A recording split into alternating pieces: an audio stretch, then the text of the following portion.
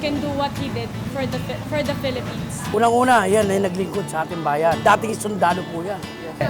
Kasi madami naman po sila nagawa.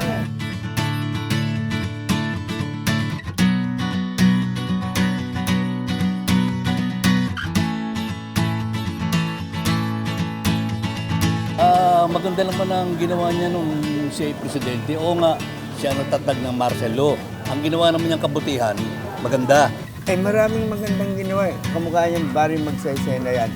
Sa kanya siya nagbigay lahat yan eh. Ilibing na. Ngayon, kung ano man yung dapat na habulin, eh nasa husgado na yan. Sasabihin na hindi magandang image, eh wala naman taong perpekto.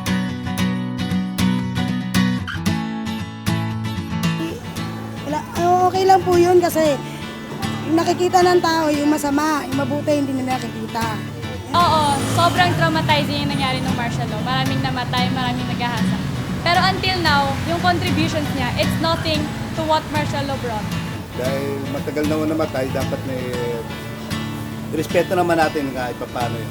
Namatay. Opo naman po. Kasi po nung mga unang term niya naman po, maganda naman po yung pamamalakad niya. Pero hanggang ngayon, millions of Filipinos are benefiting from his contributions. Unang-una, mga kadiwa, napaayos niya. Mga mahirap, natutulungan niya. Pangalawa, yung mga kayamanan ng mga yayaman, kinuha niya para gumanda ang bansang Pilipinas. Kailangan mag-move forward na tayo sa bagong